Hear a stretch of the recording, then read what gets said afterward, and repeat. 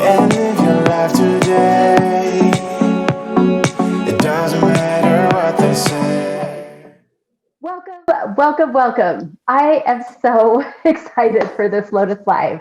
Lotus Live, the new wealth. Welcome to everybody who is joining us live in the group and also on the replay, YouTube, all the places. We're going to all the places now. And I just would like to introduce Mallory, my partner here, Mallory Kirsten, who is Hey, everybody. I'm all doing this because you're this way on my screen. And then, and then Keri Norley, the Wealth Alchemist. So incredibly grateful to have you here with us. This is something that we have been wanting to have in this group for a really long time, some wealth consciousness. So, there's so many.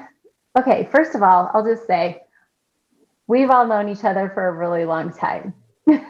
We've been through a lot together, and it has been such an incredible journey to see and witness Keri's journey into where she is now. So I just have to kind of preface this with just a little bit, because I believe Mallory and I were there when the seed for the new book, The New Wealth, that you just wrote and published and is now out to the people to enjoy and get to know your brain a little bit as well. I believe Mallory and I were there when it was first starting to seed and take place. Yeah, well, you guys were there when we actually came up with the name The Wealth Alchemist for me, like the whole thing. It's been such a journey. And for me, I'm really, like I said, when we were chatting on Instagrams and stuff, I was like, I just know this conversation is going to be so fun because it's very rare to actually have such heartfelt conversations in such a safe space with people who, I love being interviewed. I love having conversations. But when you know the people who are interviewing, and it's like, you know more than most of the world knows. It's really easy to start having a deeper conversation. And I think it's really, I'm excited to have it with you guys. And not just because, I'm excited to share whatever we talk about. I know you both have your own brilliance in your own ways in this too. So I just think it'll be really amazing to have this conversation. I'm excited to be here with you both. And I love you both so much. It's just good to see your faces. I know. It's been a long time. I feel like it's been, a year and a half since we've been in, physically in each other's energies. But man, you're right. Right. Yeah. Mm-hmm. Wow. And just so much has happened. I mean, just so much has happened. I would like to, I have so many of your bios, Keri, and I really just I forgot to send the other one, the new one. That's what I was going to say. I just really don't even know. There's so much to your bio, and there's so much depth now and expansion and growth to where you've been and where you're going and where you are. So I would love it if you wouldn't mind introducing yourself to, where you are now. Like, what are all yes, you're the Wealth Alchemist, and yes, you are an author now of this book, but what else is in this juiciness? Okay, so what can I tell you about myself? So I have this new book. Look where I even brought it up. I brought it up. I did bring it up. Here it is. I have my new book, The New Wealth, Magnetize Abundance, Hold Your Wealth, and Leave a Legacy. I have a podcast. I was actually thinking this might want to go onto the podcast. We'll see how this goes. It could be fun to put on there. Called The Wealth Alchemist. I am currently really loving ultimately helping people to shift their relationship with money and wealth. And as part of the new wealth, it's so bizarre. Like, I know Mallory actually, because Mallory had a few questions that she's already brought to me to have in this conversation. And I'll actually start it right here. One of the things that I know that you want to talk to me about is surrender. And one of the most beautiful things that has happened in this book, it has been such a journey of surrender. Because, and this will explain the process of where I'm at right now, because in far out surrender, it was a year ago. You guys realize it was a year ago now that we went into lockdown and we had the craziness of this world take about in a couple of days. And so about a couple of weeks after that, I had this thought of, you know what, I'm going to run a 5-day Feng Shui for Cash Now challenge in my Facebook group. in that week, and I did it because we were all in, I know both of you, I think, had popped into that, and we were all in our houses, and I was like, well, we're all stuck here. We might as well be doing something to get the best energy. In that week, we created over about $102,000 cash. And I had people in that group that was like 30 to 50 people, and from all walks of life, from the lunch lady at school to somebody who's multi six figure, right? So it was like, it wasn't like I was sitting there working with these high level people. And so when that happened, I was like, it was like this dropping in knowing of like, who else in the world right now is helping people of like that type of, like that walks of life, bring in that much money. And something really landed with me that it was like time to be this pillar for like really stand in being a pillar for this work in the world when everybody else was in lack, scarcity, freaking out. Like, what are we going to do? Myself included. Like it was in the world, right? We no one knew. Unfortunately, we're still living in this. But from that point on, it really landed with me. And then for my birthday last year, which is May 1st, I realized I was coming up on 1 million words. And so like having written in my Grammarly account, just my Grammarly account. And I was like, maybe I should. And it was like in 11 months, I was coming up on 1 million words. I was like, maybe I should actually just write a book. And I've known that I was going to write a book, as you both know. And I just never had the knowing of what it would be. And 4 days later, in true surrender, Dave Thompson puts up his book writers retreat. And I was like, well, I guess I'm writing a book then, universe. Can't say no to this anymore. And so 2.5 weeks after that, we sat down and we wrote the skeleton of the book out. And I think 3 weeks later, I think it was June. It was the second week of June, the week that we had all the riots and had Black Lives Matter come through. I was in a little unit in Breckenridge, Colorado, channeling this book. And towards the end of the book, by the time I'd finished, I was like, right, we're moving into, I had no idea, you guys, like total surrender. I was like, I don't know, I'm just going to start writing stuff. I mean, I had these frameworks, but by the end, I really got this vision and this sense and this feeling that we're moving into this new wealth, into this new era, into this new way of showing up and this new way of doing money. And in the book itself, it talks a lot about, like it starts out talking about like what the current financial situation is in the world, which most people don't realize in how much it's not designed for us, then I'm going to say the normal person in the world. It's designed for the global financial elite to make more and more money. And so if that's the case, then what could we be living in? And I knew that we had crypto. I knew that we've already had the space of crypto. It was something that I'd played in and explored, but it still to me wasn't a place where there's a banking system, right? Because I was like, okay, if the banking systems are going to collapse, then something else has to show up for it. And crypto, the way that I had seen it designed, actually isn't a banking system at all.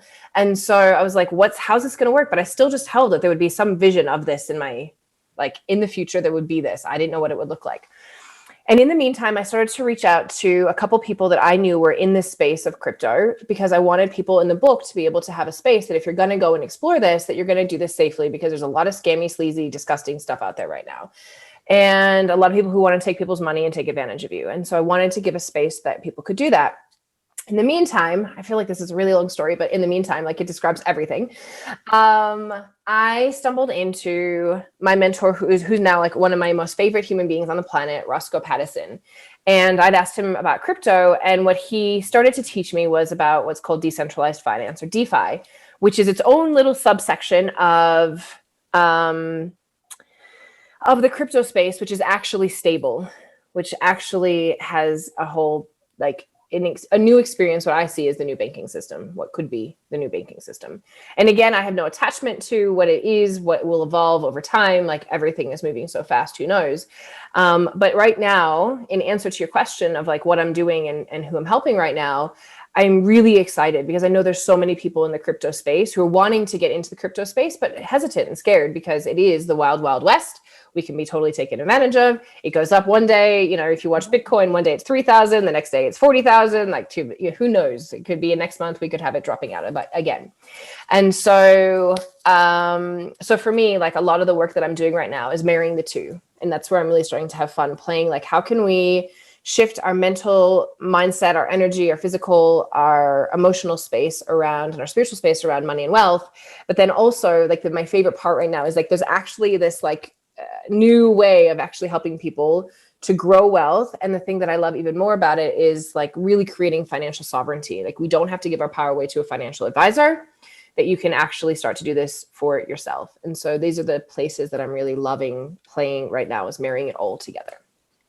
True surrender right there. Like none of it. That's what I was just thinking. And, you know, it's interesting. So I remember when you actually messaged me and said, hey, I'm going to go into this little retreat. And then I remember you messaging me from the retreat, meaning the cabin or wherever you were in Colorado, and saying, what the hell is going on out in the outside world? I've been in my little bubble. I'm still in my bubble. What's happening? So that brought back all those memories. But this is interesting because right before we hopped on, I was just kind of taking a little mental break and then able to shift into like what we're doing now. And I go onto Netflix and there is a series on there called Netflix Explained. Are you two familiar with that?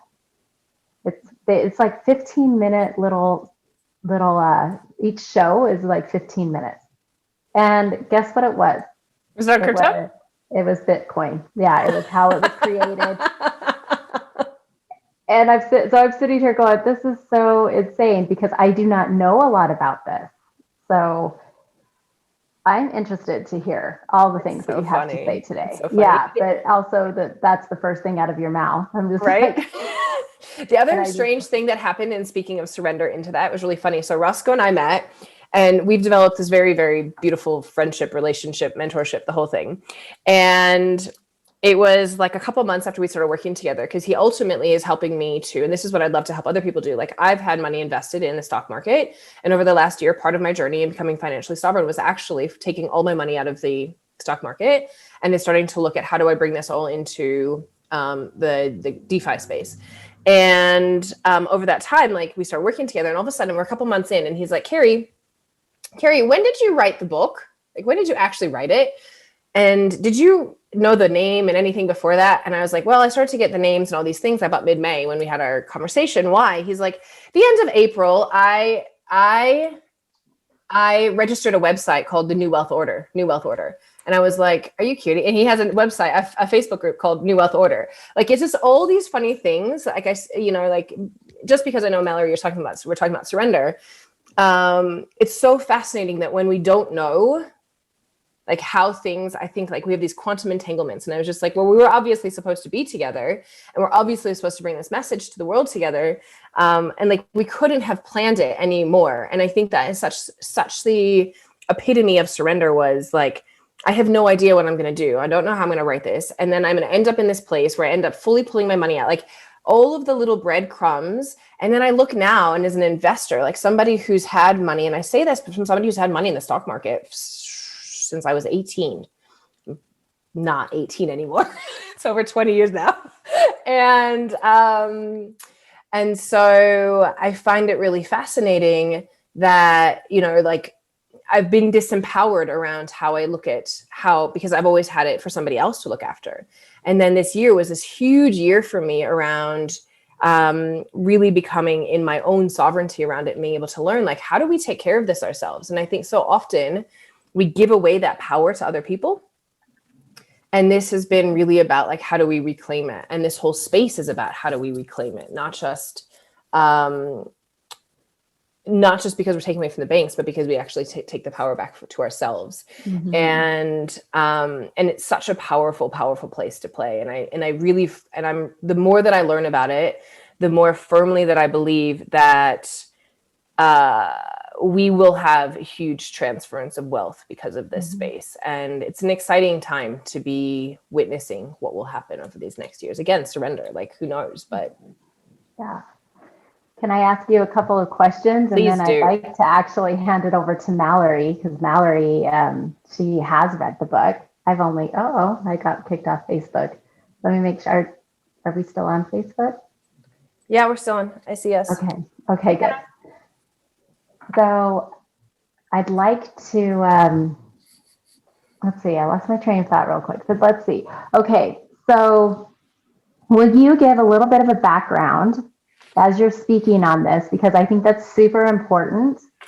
when you're talking about the money that you've had in the stock market and then how you've been able to pull it out and you're putting it into these other places, and just kind of give a background of you and your, I guess, your belief system around wealth and your childhood a little bit on how your foundation was being brought up, and then now the deconditioning, the deprogramming, and all of that. And then once you explain that, then Mallory, the floor is yours. You get to ask all the questions.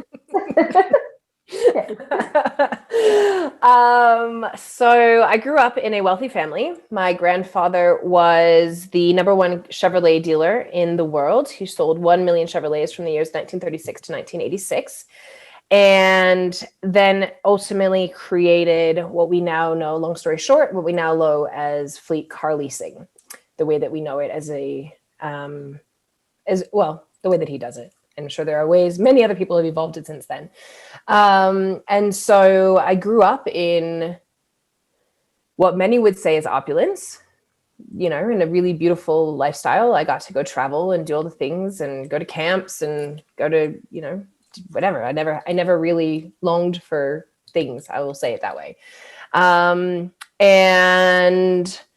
when one of the things that happens in that situation, though, is that we are often taught not to talk about money, that we are taught, especially when you grow up in successful families, a lot of people want succession, and that we're supposed to do money a certain way, and that we're supposed to show up, and we're supposed to go have a corporate job, or we're supposed to go whatever it is. I, as a woman in the family, was supposed to go be like a nurse or a teacher or some woman job and get a man and marry him and live happily ever after. And he's supposed to have a corporate job or probably work somewhere, high level and take care of me. And the conditioning around that sucks, to be honest. And so it's been a journey to unravel that. Also the other part of it is I watched my grandmother and my mom, the best things, and my aunt, the things that they are, I would still say to this day, best at. My mom had a business like when I was in high school, or she did catering from home, appetizers and stuff, but I'll call it like a hobby business. Brought cash in, I'm sure, for meals. But I'd say her biggest gift to the world, and my grandmother's biggest gift, is philanthropy. And so it was like we give away our time and we don't get value for our money. And so there was huge sacrifices and huge, I didn't want to charge for my time. It's okay. I don't need the money. Somebody needs it more than me. And so you can see how that doesn't exactly help when you want to go start your own business. So there's lots of unconditioning that I had to do. And ultimately as well, from that space, I've had money that has been managed for me for my whole life. And, it doesn't teach me how to do it for myself. And so it was really amazing at how much, I can say for me, managing money from a day-to-day piece that I learned from when I was 14, how do we hold on to money? How do we manage it? I was handed a check handed cash into my check account at 14 years old and said, here's $520, $10 a week. You have it for the year, make it last. And it's kind of an unusual thing for somebody at 14 years old to have to learn how to do that. It's you can either go spend it or you can make it last. And so in that way, I've always learned how to do these things. But when it came to investing, it was just go give it to somebody else. Somebody else will do that. You don't know how to do that. You don't need to know how to do that. And so last year, at the beginning of the year, I had this intuitive hit about February last year, end of January, February last year, that I should that the market was going to not be a good thing. I wanted to take my money out. I talked to my financial advisor. He didn't think it was such a great idea, as a financial advisor does. We do it for the long term. Any financial advisor that you would speak to would say, don't pull your money out just on an intuitive hit. We put our money in, we hold it for the long term, and whatever happens, it will always come back. And, then the market crashed, and I sent him a message, and I was like, I should have listened, and I won't do that again. So it's been such a journey to really start to say it's okay to be, I don't have to be, first of all, an expert to be sovereign in our own money either. Yeah. So something that I really loved about your book was the fact that you talked about your story. You talked pretty in depth about your story, actually living in the 1%. And it's all of those things that crop up, who am I to be talking to, who am I to be talking to people about money? I've never struggled for it.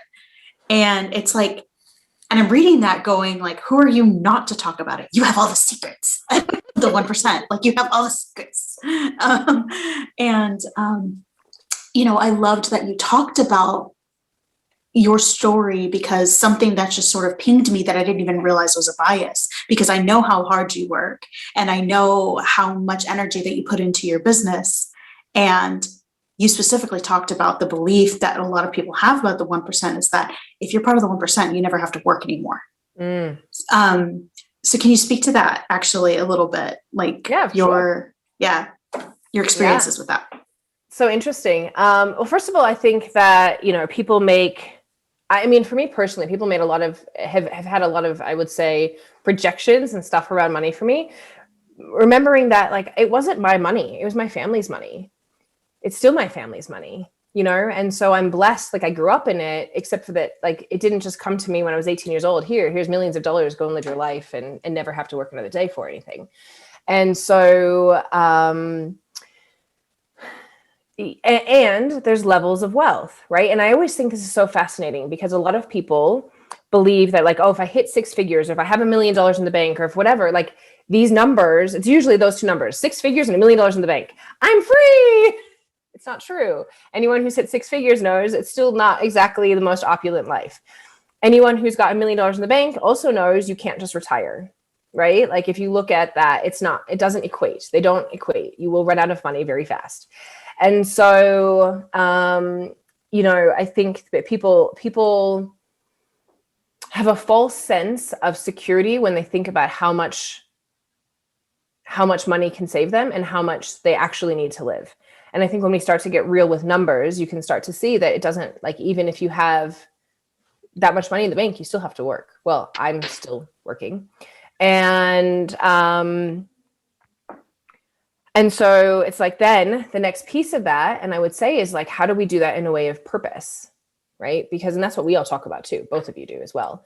And I think it's the biggest piece that's the problem when it comes to coming from wealth, is that oftentimes we're taught we have to do it in a certain way, and we don't get a choice in the purpose. And so then what happens is, I would say, we work harder. Like, so that's what I did. I worked, first of all, personally, it was like, it was for some strange and unknown reason. I think it's so I could sit here and have this conversation. I fully turned my back on it. I left Chicago. I left everything I knew, and I went to Australia. I had, I think, $6,000 in my bank account.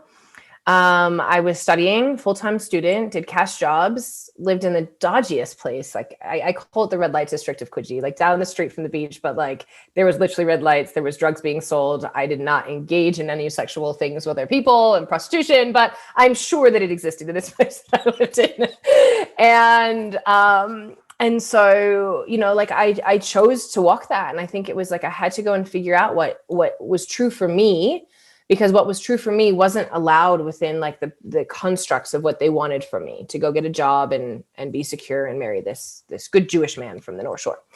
And so I think ultimately, we get to journey the journey that we're here for, but also when it comes to growing our wealth, like, we get to be empowered to do it in a way that serves us and serves the world. And I would also say that I don't know,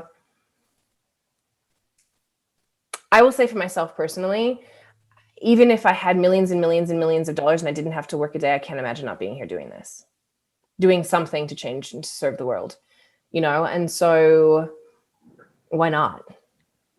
Yeah. Like, we have a voice in this world, and it's really interesting. Today I was talking to my hubby, and we were talking about, I don't really want to get into the politics of this. I'm just going to briefly mention this.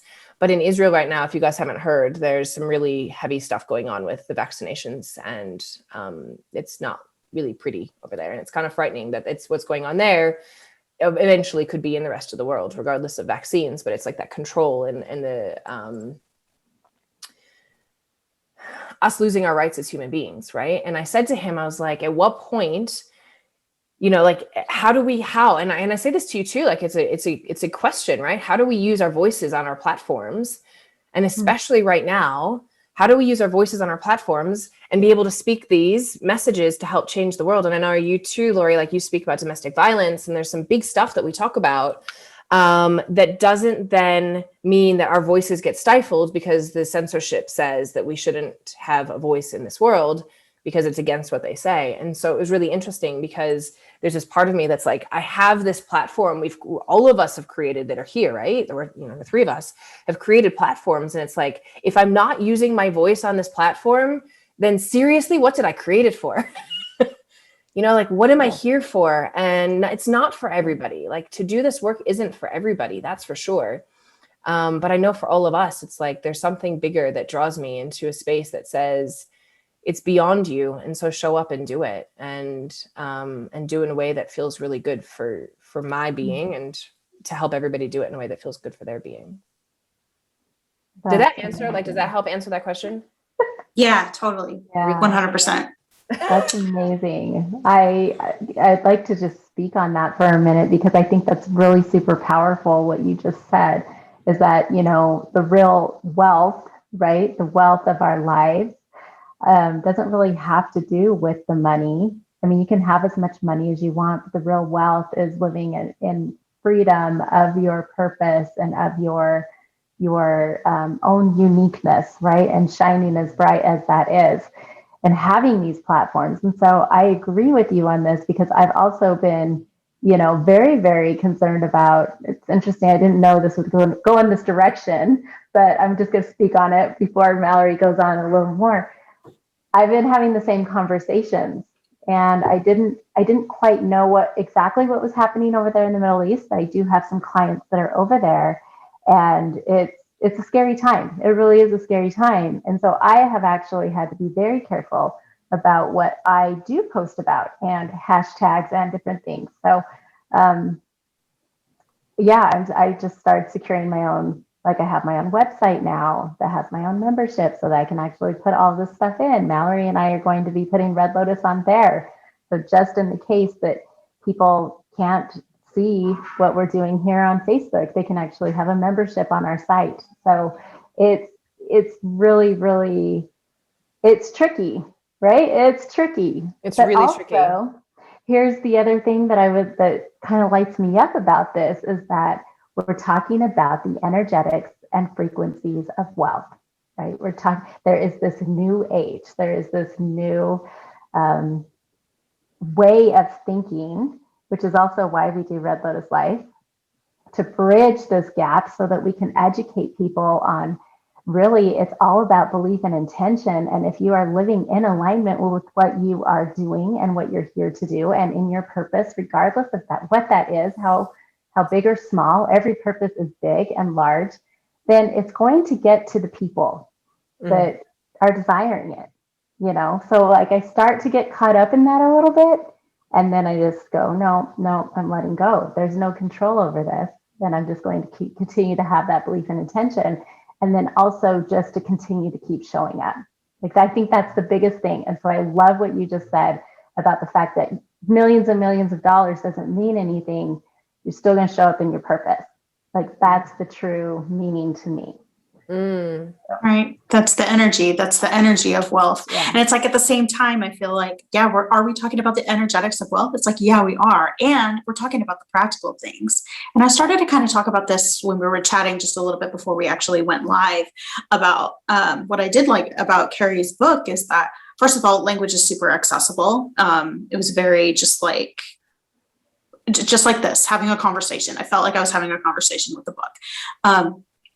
Secondly, it's like, most money talk about our people are writing books that are either about the energetics or about the practical application. You have the Robert Kiyosaki's of the world who are talking about how to invest, what the stock market is, what do you do with your money? And then you have like Jen Sincero, who is talking solely about the energetics. And this does both, which is something that I've just really loved about it. And you provide a lot of different free resources in there. There's a whole page of stuff that people can access. what would you say is probably the most impactful one? What is the one that everybody should look at no matter what? Oh my God, it's such a hard question. Yes, so I was like, Valerie, and I was sitting before we got on, and I was like, how do I answer that question? Because I didn't put them in there because they were all impactful. That's why I did it. There is, like, in the book, for anyone who grabs it, there is actually literally a whole web page with videos, interviews. I even do like a deep dive into intention and like our intuition. How do we use our intuition? Like, there's so much. Like, it's actually like that in of itself is valuable beyond. But some of the tools that I use in the book, and it's really interesting because in sitting and thinking about it, I would say the most important thing that we can ever do with any single tool, the first thing that is the most, like, you can do it now, is decide. You know, like, we have to decide, first of all, that you want to, you know, and I say this because a lot of people say, I want to make more money, but they didn't actually decide they want to make more money because they're still sitting on their butt doing nothing. Right. And I really have decided, and I'm like, no, you didn't, because you still haven't changed anything. Right. And so the first thing is a decision. And I think ultimately, like, I laugh at it because we've all done it. I know both of you have with me. Like, we've all done it. I decided I'm going to do it. And then 2 weeks later, you're like, I still haven't done it. You didn't really decide. Right. And then something happens in life. Like I said, for me, like when it came to this intuition, like coming to my financial advisor and being like, I know I'm supposed to take money out, and then not listening to that, and then watching 30% of my investments like bottom out and like $15,000 in a day. I'm like, my heart rate does not like this. My nervous system doesn't like this. And then something eventually makes it go, I am no longer available. Like, something will eventually make it that way so that you make this decision in the end. And it took me months to get there, but I got there. And the reason I could get there was through clearing my shit. Right. And so when you ask me which tools, I would say the most, because I talk in there a lot about neurofeedback, which is one of the most powerful things I've done for myself, which is a brain rewiring process.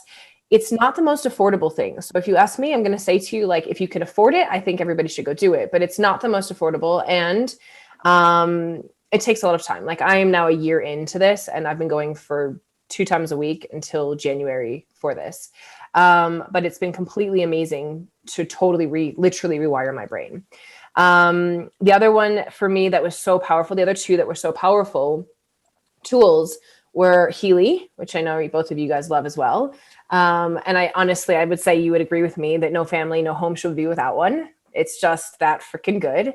And to those who are listening to this who don't know what Healy is, it's a quantum healing device that shifts your energy by a push of a button. And that's just like the most, even for those of us who are healers in the world and can do the work for ourselves, it's like this most simple, easy thing that you could possibly do for your life to change it. And then the other piece for me is my quantum flow work, which is the body embodiment stuff. And I think the most important piece of that, and whether you do so quantum flow is a movement practice that ultimately has been designed for clearing your physical body, your physical channel for manifestation.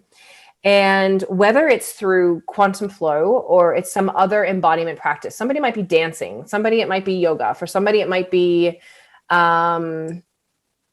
with lifting weights, it might be riding a bike. It doesn't actually matter for the sake of this conversation, that we start to physically embody and shift the energy in our body. And I know, Lori, you talk about this too. I know movement's a huge thing for you. And I know, Mallory, you love your dance and your swimming and all that kind of stuff, right? So it's like, how can we get to shift the energy in our body so that we can physically land our dreams? And you said to me, Mallory, about the book, like, it's such a grounded piece, and like purposefully, it's a grounded piece. I'm Taurian. I'm about as grounded as they get while being the biggest star seedy airhead that we all are. Right. And so, like, if you can't bring our visions down into our body, down onto the planet, it simply is a dream, and it's left as a dream. And so any tools that we have that allow us to physically embody our dreams, then it means that we can bring them down to reality and they become reality faster. And so for me, the process of actually using my body through quantum flow, I think it's the best personally, because it's designed literally to shift our energy out, to reprogram our nervous system and to rewire our nervous system and our brain and all these things. Then it brings us down, brings the dream down into our body. And if we've had, I think for me, when I look at the body specifically, and something I'm definitely, like, for me right now, it's a huge piece of what I'm working through is shifting the negative. For me, I'm going to say the word anxiety, but I don't necessarily know that it is always anxiety for all people.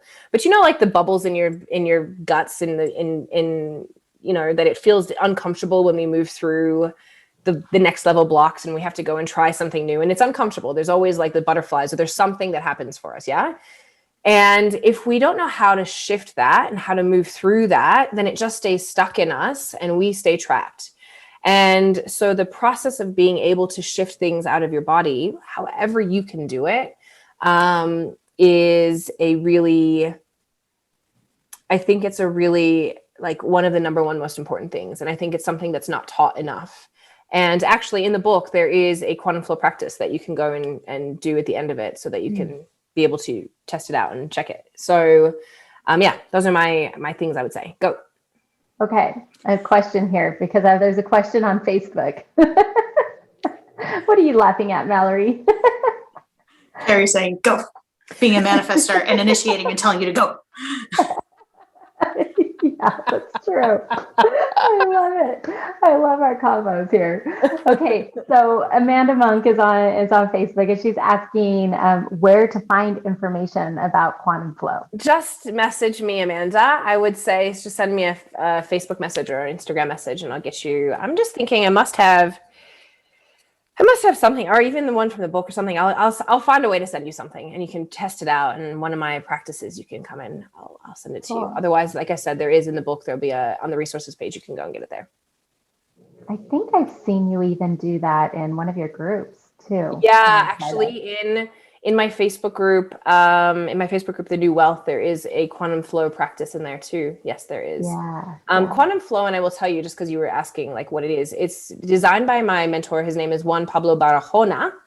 And you can find him too. So you can go and find one, we can put it into the group too. Juan Pablo Barahona, Barahona. And he's always doing free stuff as well. He's amazing. And he's got a group too called Quantum Flow Tribe. And you can go check that out. He might ask you if who referred you. So just let him know I referred you. And he's amazing. Like if I could tell you, and this is one of the reasons I love quantum flow in and of itself, I'm pretty, I don't know anybody in the planet, I will say this, and he wrote the foreword for my book too. I don't know anyone on the planet that I can say who lives in as much integrity as that man. And it's one of the reasons I love following him, because he's got the health, he's got an amazing partner, he's got the business, the finance, he's got it all happening. And like when you see him, he oozes and radiates like pure love and pure joy. And he just wants to help the planet be a better place. And he is so giving and so from the heart. And I just don't know anyone who has created what he has created with the level of integrity that he has. And so he's just worth checking out and following as well. Mm-hmm. So important. Mentors with integrity. So important to learn from. Yeah. And it's so fascinating. I think this is something as well that we can all look to when we make the shifts and changes. Like the thing that I love about working with him, and I think is so important that we do for ourselves, is having compassion for how long it takes us to make these changes. I've been doing quantum flow for almost 2 years now. And I've had resistance. I've had times I won't do it. I've been in my shit, just like any one of us can do when we don't want to go do the new thing.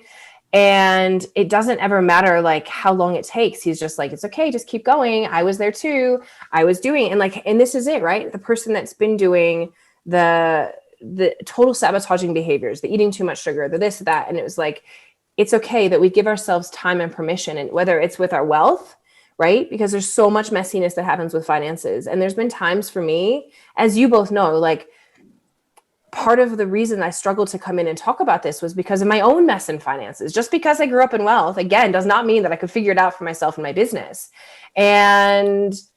or anywhere, right? Like there was messiness, and there's still stuff that I'm working on. And there's still stuff that I'm like, oh my God, I can't believe I made that stupid investment and I lost that money and then I want to be in shame and da-da-da. I'm like, no, we all get to learn it through the journey. And it's like, how do we have compassion for ourselves as we journey this? And I say this to anyone who's in any sort of shift and change. And I know, especially with money stuff, like one of the biggest problems with money stuff is how much shame there is that we carry around it. And then we don't talk to people about it. And then we don't fix it. And then it takes forever when we do, because we're just so ashamed of what we've had and what we've carried and how bad it's been or how good it's been or whatever the thing is. And so it's just to have compassion for yourself as you go through this and know that there's no, like, we're moving into the 5D, into this new wealth. There is no time and space. Like, it's going to get there when it gets there. You know, and so to have that real compassion with ourselves, I think is such an important piece when we move through this. Mm-hmm. I love how authentic you are, and just like spilling it all. In fact, I can't wait to read the book, because I hear there's some good little things in there. And there definitely are. So before we actually went live in the group, we were talking about this a little bit, about feminine and masculine energetics. And just a quick little synopsis for the folks in this group who are maybe a little bit new to that terminology. Whether you're male, female, man, woman, non-binary, whatever gender you identify as, we all have masculine, feminine energy within us. And masculine is our structure.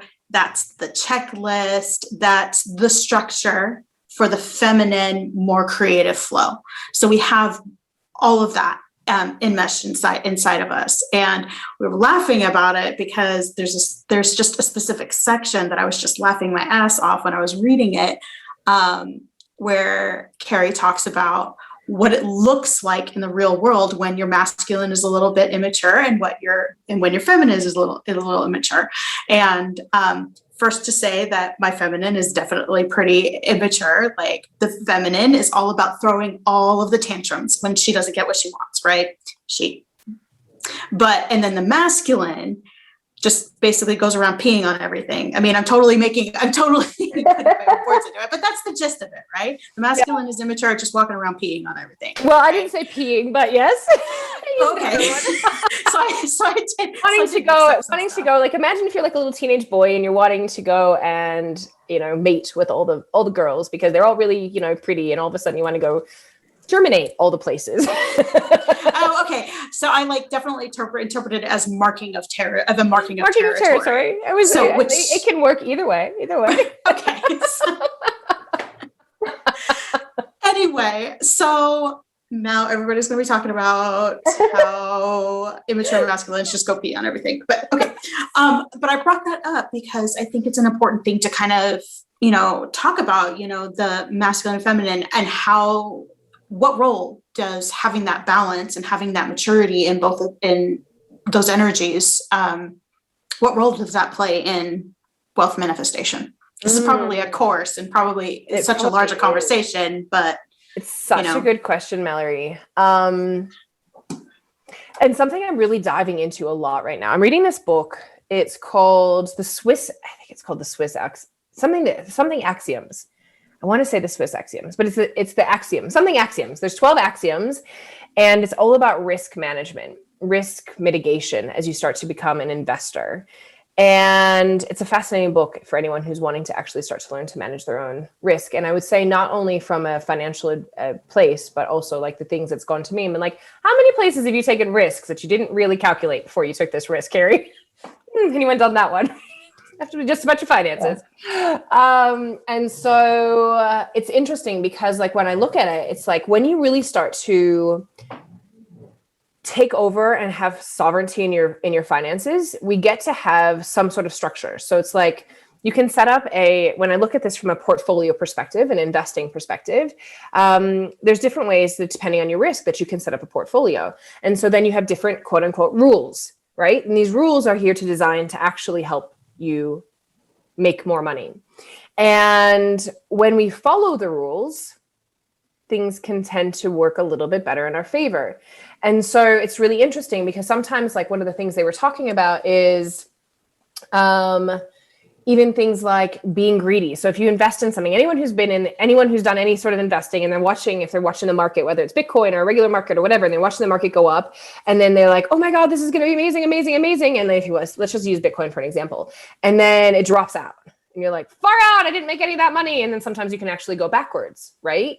And so the strategy being like, if you know that you're going to go up, when are you going to be able to take your money out, your initial investments out, so that you're actually not losing money? So strategies like that, it's like, it's a very masculine thing, right? It's like, okay, I now know that these are the rules. And it's only if I get greedy that I'm going to go beyond that rule. And then it can backtrack and you can learn to bite us in the butt. So whether it's that, or whether it's like, we're looking at, okay, I want to grow my savings so I can invest in places like Bitcoin. So then it's like, okay, so how am I going to set up a automatic debit so that maybe it's $10 a week that I start to have these. And so we can create these structures around the literally our money or our finance, so that we have rules that we can engage in, and they're very for us, right? Then within that, it's like, there's parts of it that you then get to use your intuition. Well, where do I want to, it could even be, even in this case, like what's for us with our purpose-led stuff, how am I, because to me, the way that I look at this right now, I just think of the people that I really want to help. It's like, how can I increase I just look at this. This is like, if I could show you guys the chart right now, you'd be mind blown. But when you start to put numbers in the masculine into this chart, and you can start to see, like, if I put in 10K on my original investment, and then I know that if I put in $50 a week over the next 10 years, I could end up with this much money at the end of that, right? And if you start to play with it, and you're like, only an extra $50 a week will mean that I actually end up with an extra $1 million at the end of 10 years. I'm just making up a number, right? All of a sudden you get a little bit more motivated and inspired to make an extra $50 a week to go put it into that. And I look at this now and it's like, how can my business become, like, I'm going to say, like a cash flow for my investment, so that eventually, like, I'm looking at portfolios with people that are for real, like within 5 to 10 years, you could be living on your investment and not actually need any other work. Right. And so that to me excites me. And then you can look at, so where is in this place that the feminine flow can be, right? Where is it? So is it the feminine is that I can allow myself to, first of all, take time off, listen to my body, nurture myself, dance, move my body to get the energy out of my body? Is it that then I have the flow to be like, okay, well, today in my business, this is calling me and I can move in this direction. Like, where is that going to work, right? Where the structure will then hold me. Even in my business, I'm looking now at, I've never been, and I know all of us have been definitely mentored by people who also don't necessarily have plans in their business. And so this year though, I'm like, okay, so if I actually did create some sort of plan and had some thought process to some sort of like, oh, if I do this and then this happens and this happens and this happens, and I just stick to that for a while and I get really good. So like, for example, I'm going to start doing an introduction. I'd love to do it in here for you guys, an introduction to like the crypto space webinar. And then that will allow people to learn about that. And then they'll want to come into Wealth Codes with me, where you can actually learn how to implement all this stuff. And of course, it gets to have the energetics and the physical aspect of it. And then from there, like, what's the whole thing? And if I only focus on that this year and I stop distracting myself with everything else, then in that space though, okay, I've got those, but like the feminine's like, okay, well, how am I going to show up for this today? What's the post I'm going to write today? What's flowing through me now? How am I going to, like, what's the event that I'm going to help bring them to? And in those places, I think we get to have that feminine. Plus, that's our place of juiciness, our manifestation, of all that kind of stuff too. And so we get to bring it in that way to follow into the structures that we've set in place. Does that make sense? 100%. Yeah. Yeah. Well, it was just so juicy. It was just like, okay. The practical meets the woo. Yeah, very much. And your book again was a very nice balance of that. So, yay. So I had one last question that I just personally wanted clarification on, because it was the first time that I ever saw this phrase before, the phrase divine currency. And so what does that mean? And how did that terminology even come about? So when you said that, I was like, oh, I love that question. Because I was like, what does that mean? How do I explain that? So the way that I'll explain it is like, it's such a feminine, really, right? So if we are all the divine and we are all connected to the divine, then, and we can all connect in with the divine energy. I look at money as currency, right? If we actually remove like the paper dollar, because that actually means nothing, it's just a form of exchange that I know that you apparently value this piece of paper to the extent that I value this piece of paper, which now is effectively just a whole bunch of numbers in a computer system that have nothing to do with the piece of paper, as we've seen in the last trillions of dollars that have gotten printed out, and there's nothing to show for it, right? And so if we look at that as like we are, like our energetic exchange is just currency. And so ultimately, how can I move the currency through me? And again, it's another physical thing. So I kind of think of it like another way to say it would be like a life force energy, right? And so also for those of us who are in here who are into the tantric world, and I know, Lori, you've done a lot of work into this space too. And actually, Mallory, I know you've done some into it too. But like if we look into the tantric world, and I'm by no means an expert in this space, but I do understand that the same energy that we create from orgasm is our life force energy. I mean, it literally is the point of creation. So if we look at that and we can run that currency, and it can be done through orgasm, it can be done through breath, and we have a currency that runs through us. This electric, Joe Dispenza talks about it, the electric currency that runs through us. And so how can we allow that currency to be our life force energy that ultimately is kind of everything? And the more that we build that energy, and the more that we connect with that energy, and we allow that our own personal energy force to move through us, but then also our connection with the divine to then channel through us, I just think that ultimately that's where our wealth comes from. And then the more that we raise a vibration to meet to a higher level of that currency, and to be able to actually, and I think this is a piece of this too, I think I'm, in this embodiment practice, that when we shift our energy within our body, we actually create more space for more energy to be able to flow through, right? Like when somebody comes into this space and I would ask somebody to hold their breath for 6 seconds, they're going to look at me like, are you insane? Right? No, I can't do that. Or if I were to say, move your energy this way, or even like sometimes if you've ever done the exercise, I'm sure you both have, where you have, where you rub your hands together and you'll start to feel your energy, right? Well, when that happens, when it first happens, maybe it's only a small little bubble that you can feel. And you've got to hold your hands close together. And then the more that you get good at energy, you can feel all of this energy. And it's just the ability that we can expand ourselves to hold more and more energy and allow more energy to run through us without it literally blowing our systems out, right? I mean, we've all been there. We've all done some energy shifting that may have blown our systems out a little bit too fast that we weren't ready for, right? Maybe just once. And so the more that we are able to do this, the more that we learn how to hold that currency. And I think that's the real work, is to not let it leak out, because when we don't value ourselves or value the currency that we're running through us, then we'll let that energy leak. We'll people please, we'll lose money, we'll end up with stupid fines, we'll have somebody need our energy and we all of a sudden don't have time to work, we get sick, the whole thing, right? And so there's all these really 3D things that will happen that will show us that we're leaking our energy places. And so it's our job to learn how do we hold that within the embodiment practices to be able to hold the energy so that we can hold the currency and keep running it. And then I guess like when we look at this 5-dimensional world, it's really interesting. This book, I told you about it the other day, Lori. What is it called? I got to get it right. I've got to get it right because you guys all have to listen to it. It'll explain this so well. Busting Loose from the Money Game. It is one of the best books I have ever listened to in regards to literally laying out the 5-dimensional money experience. But if everything is an illusion,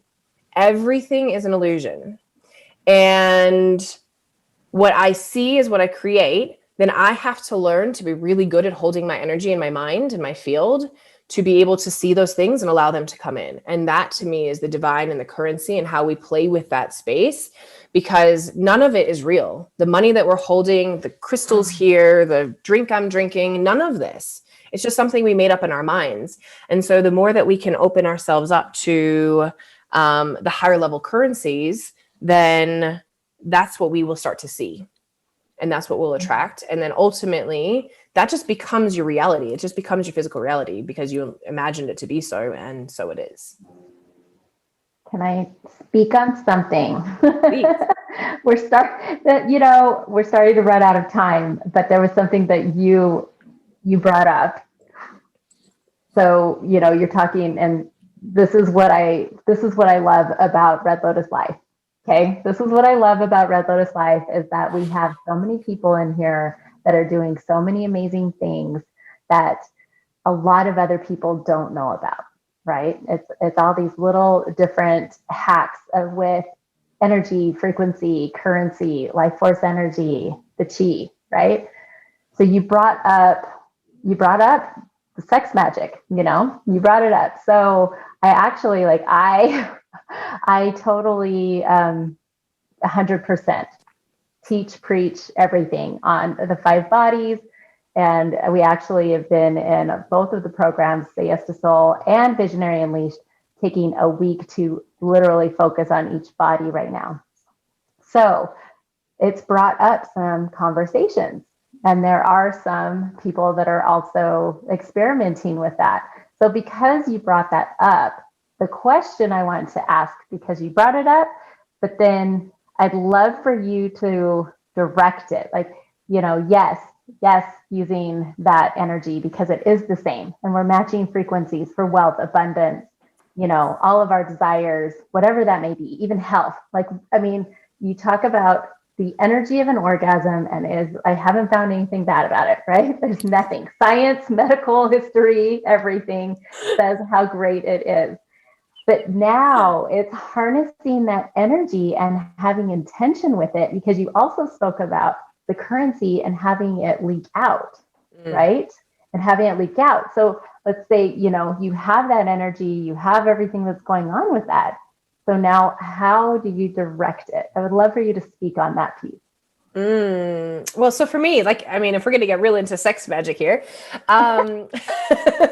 for me, it's literally at that point of orgasm. Like, how do I direct it? Is literally like, I will self-pleasure for that purpose. So it is directed. So like before I have self-pleasure practice, and self-pleasure practice doesn't have to mean, as you guys know, that it leads to orgasm, but I like it too. Sometimes, often. It's nice. And if you set that intention, so sometimes it is, right, I know that I'm calling in new people for my program. I'm like, even before I launched my book, of course, like, what do I want to have experience for my book to go out? And like, I can imagine like, oh, okay, so this book, and I can, like, at the point of orgasm, it's the point of creation. So at that point, it's like I'm imagining and seeing and visualizing and feeling and sensing the people that are going to be touching. I don't know them, but I'm just seeing the book in a million places and on the bookshelves or whatever shows up at the time for me. And I'm like, wow. And sometimes, again, it's a point of surrender. Like, I can go in with the intention of, I want to release my book into the world, literally. And then at that point, I don't know what might show up for me, but it's amazing. Sometimes when we open ourselves up, like, it's like, holy moly, that actually was a really cool idea, or a new vision, or a new thought, or like the name of 5 people that it's like, I need to reach out to for this thing. And then all of a sudden you're like, yes. And so then you can go and take those actions, and in those moments really start to embody the feeling and the experience of living in that creation fulfilled. I think is like one of the most potent things we can do for our manifestation, like in that moment in itself. Does that answer the question? Yeah, totally does. And I'm asking these questions for my clients because I actually have another client that is using it as a couple, right? They're using this life force energy, this currency, to manifest their dreams as a couple. And then also you just spoke about it too, of how you don't necessarily it's not necessarily reaching to the point of orgasm. It's just really harnessing that energy. In fact, there's some that even don't orgasm on purpose for the creation of absolutely that. I think the other thing is, like, sometimes orgasms aren't an appropriate thing to be doing at the time, right? Mm-hmm. And we don't need to orgasm to have the life force energy, right? It's like, but if everybody, and I also say this like with love, because I know some people haven't orgasmed in their life. And so for those that have, we're just going to assume that we're speaking to those that have, that you can tap into the feeling of that. You can tap into how your body feels in those moments. You can tap into the freedom. You can tap into um, the beautiful energy that is in your body right afterwards. Because I know for me, it's quite like empty. Really, it's like an empty feeling. And so empty with also the movement, right? But everything else is kind of empty. And so to me, that's like, if I get really hectic in my day and I'm like, holy cow, I don't know if anyone else experiences this, but like, right. Or even now with a collective consciousness and us tapping into and feeling the stuff, it doesn't feel so good stuff in the collective consciousness, then I just come back to in my day. It's like sometimes again, breath. Move our breath. And one of the things that I'll say that is one of the best ways that you can do this, and this is really easy for practice that you can do, is the breath of taking 4 breaths in, holding for 4, or count of 4, sorry, holding for a count of 4, letting go for a count of 4, holding for a count of 4, and that box breath. So we go breathing in for 4, hold for 4, out for 4, hold for 4. And it really starts to, what's the word I want to use? Bring balance to our body, to our brain, and to be able to again tap back into this energy. And I think that in those moments, like everybody has 20 seconds to take those breaths. Everybody has a minute to stop that. And then when you can come back into yourself and you go, okay, where's my energy? And if I can bring it back, like imagine this box that's now around you. And I think of, for me, one of the things I explain this as far as containing energy goes, I kind of look at it like we have a snow globe. And you want to hold your energy in your own snow globe. You are in your snow globe. And if your energy is going out of your snow globe, then you have scattered it. It's broken, right? But if you can imagine that this breath, this energy is constantly circling around, and you can call it in your body, or even if you go outside your body into your energetic field, and it's constantly cycling around here. And then ultimately what you want is to have it clear, because who wants to have a snow globe that you can't see in? So we want to have this clear energy, and we want to have it roll around so that we can see through, see out, and contain it within it. And then that's how, so with our breath, we can just keep coming back to, okay, so where is my breath? Bringing it back to me, bringing it back to my body, bringing it back to my energy. And how can I find that peace again within myself so that we've got this flow and that kind of after orgasm peace. Right? That, you know, and you can find that without orgasm. You can find that anytime with your breath. And I think that's some of the really, I guess, practical ways and tools that you can start to really contain your energy in a really, I guess, like visual. I mean, to me, that's a pretty visual way to start to say, like, is my energy like, and you can imagine it, is my energy out of that globe and crazy and like I'm connected with everybody and everybody's pulling for me and I can't figure out where I am and it's all hectic. I mean, we've all been there. It's not, you're not a bad person for it. Like it can happen multiple times throughout your day. And it's just a matter of coming back in and really having awareness that you can start to bring it back into yourself again. Yeah, perfect. Yep. So on that note, I feel like we should probably close this up because we just touched on so many things. And I love it because there's also so many more things we could talk about. So much more. So Mallory, let me ask you, what was your biggest takeaway as we close this up? What was your biggest takeaway from reading The New Wealth? I didn't know that I was going to be asked questions in this interview. I think the biggest, just a personal takeaway, because I've done so much mindset work, energetic work, and clearing work, and all of the woo stuff work around finances. And I think just what hit me this time reading this was like, okay, I'm ready for more I'm ready for more practical application. I'm ready for that other side. And I think, I'm sure that there are other people out there just like this who feel like who they start out and they think, oh, I don't know how to do any of that stuff. I don't really need to know how to do any of that stuff. Or they just kind of like, it's almost a defeatist attitude going into it because the energy's not there. So it's like, I spent a lot of time getting my energy there and getting my energy right around it. And I'm ready for that other side. The masculine to hold it. Yep. Beautiful. For sure. Love it. So. Yeah, I love that. Okay. Well, yeah. I am so honored So honored to have Keri in here and speaking on the new wealth. I mean, for those of you who have been members for a long time, you've seen her come in and do feng shui, and same thing, like you talk about feng shui with the abundance and wealth and everything. So that's in the Lotus Life Library in the group. But I'm so just extremely proud of you to have witnessed this journey and to see where you are now. And yeah, this was such a huge accomplishment. And I just thank you. Thank you for sharing your journey here and this platform. Thank you for being a member of Red Lotus Life. And also just thank you for being a light in my life personally. And I know in Mallory's as well. I could see the look on her face.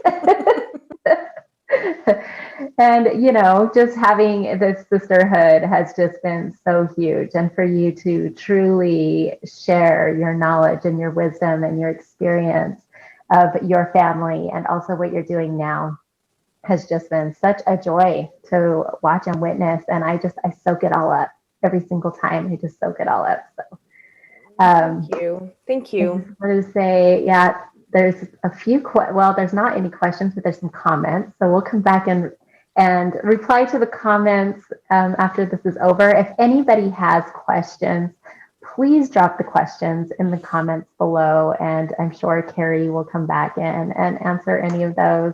Also, we'll be putting anything in there on ways to work with you. But so first of all, Keri, like what's going on? What do you have going on for now? Like how can people get in touch and what's happening? What do I have going on? So I would love to do the webinar in here. I think you guys would love it about crypto because I know there's so many crypto curious, and I know that it's been in part of this group for a while. So I'm totally happy to come in and actually just do it right in here. But yeah, I've got that going on. So and oh my God, you guys, it's like profesh, like there's slides and everything.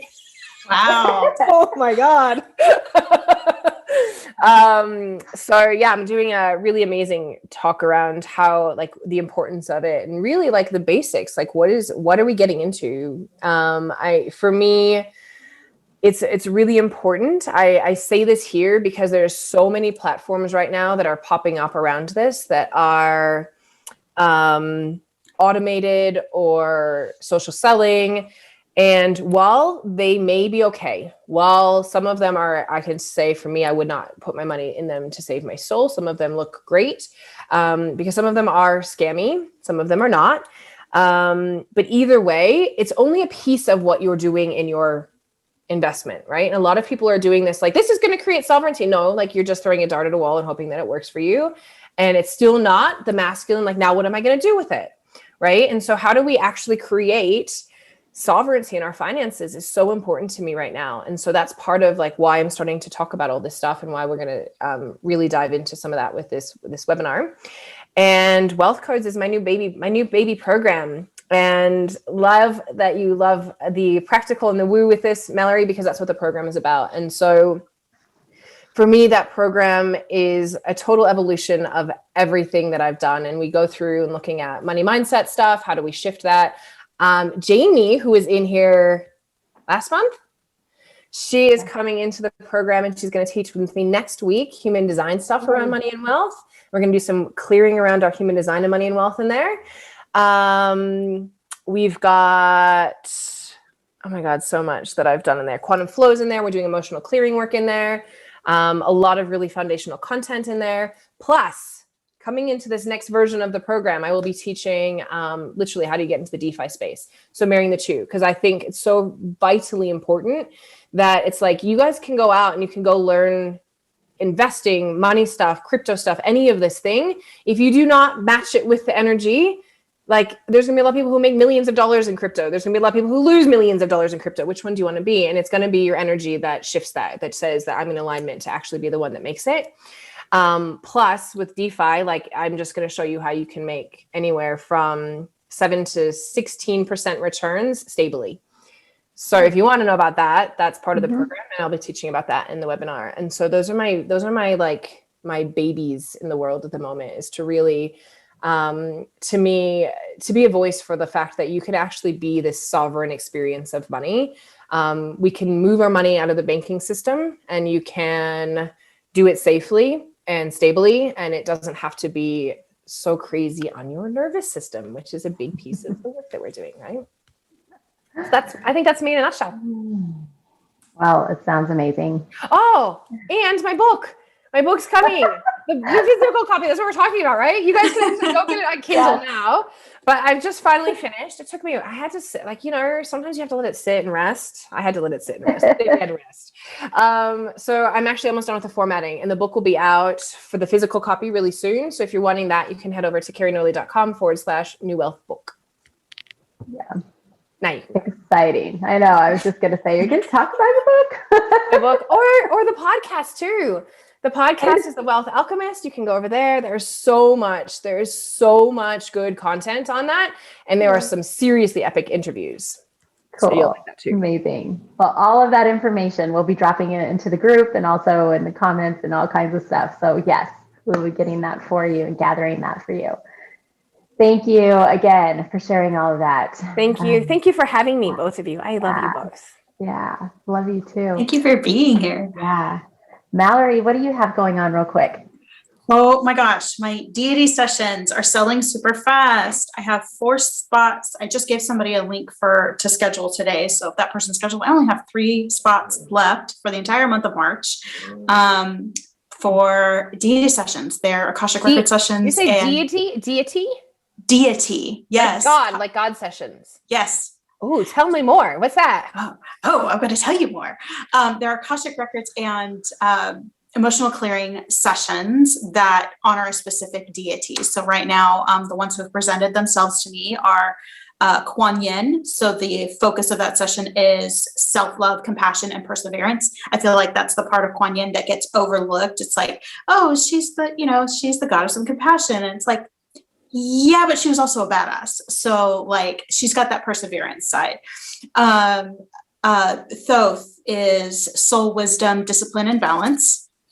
Hecate is magic, magnetism, and power. And then Lilith is sexuality, healing, and freedom. So those are the foci of the sessions, and they're going super quick. And so if you do you pick one schedule for that, you pick one god. You pick who is calling to you. So you're trusting your intuition on that, and who is calling to you, and what themes are calling to you. But yes, it is one deity, three root clears, right? But yes. I love it. Very cool. I love the creativity in the sessions that you do, Mallory, with all this work. I think it's awesome. Oh, thank you. Yeah. I love it. Yeah. I love you always find creative ways to I think it's so fascinating with the work that we do, that all of us are spiral pracs, and like how it can shift and change to match what it is that's present for everybody. I just think it's really cool. It's awesome, Mallory. It's very cool sessions. Definitely love the magical side of all of the things, the woo, right? The woo. They're fun. Yeah.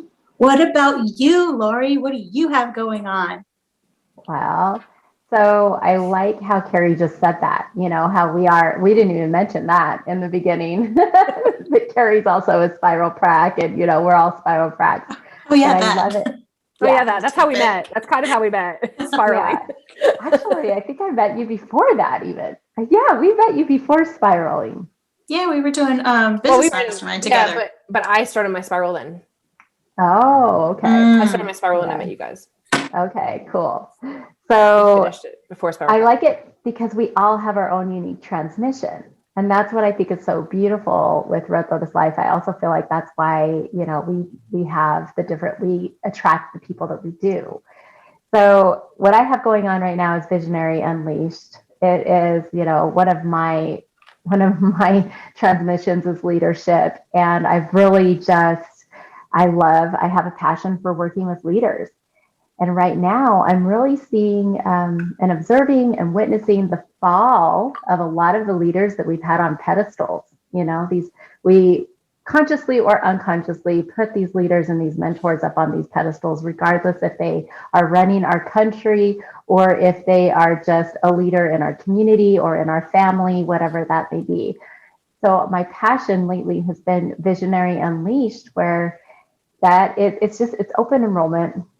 It's open enrollment, super affordable, $65 a month, no contracts. You come and go as you please. I mean, this is really whatever it is that you need help with whatever it is that you're working on. Conscious leadership, I feel like, really needs support as these other leaders are falling, which is okay. It's okay for them to fall. Now it's time for some others to rise up, right? So that they can take a rest. Like take a rest and the others rise up. And so every single week we just focus on something new, something different, and then you just apply it to whatever it is that you have going on in your life, regardless if that is a business or writing a book or doing I have people in politics. I mean, all kinds of things in there. It's whatever your vision is. You just apply your vision to whatever it is that we're focused on in the group. And it's been wonderful, amazing to just watch these visions become realities. So for the month of March, because I'm literally witnessing the leaders and mentors around me fall. For the month of March, I'm actually going to be doing a masterclass bonus for anybody who doesn't come in during March. We're going to gain the clarity on your vision so that you can now begin to take the next step. So that's what's happening there, and it's super fun. I always have amazing things happening there. So yeah. Anyway, thank you. That's amazing, Laurie. I love hearing what you're up to in that group. I know you are the essence of leadership in so many ways, and you hold such beautiful space in your group. So I'm sure it's an absolutely amazing container to get into. Thank you. Thank you. I'm surrounded by leaders. See, check it out. Surrounded by leaders. I don't know why this is my leadership dance, but I'm just going with it. The leadership shimmy. Yeah. Okay, well, I love you guys. I could talk to you all day long. And I just wanted to say thank you so much for being in this space with me. Thank you for sharing your time and space. Thank you. Thank you for being with us. Thank you for having me. Thank you for all the amazing work you do in the world. And I know this group is so loaded with amazing content. I know I hop onto some of the calls too. There's just so many amazing people in here, so many speakers you guys have. And I know that you do it as such a beautiful gift to the world. So thank you for doing this. Cool. Well, thank you for being part of it. All right. Well, everybody have an amazing day. Please put your comments or questions in wherever it is below. I don't know where we're at in the different platforms right now. just do it. We will get to it. We will answer it because I know there are so many things to ask when it comes to wealth consciousness. So, all right. Well, have an amazing day, and I will talk to you all soon.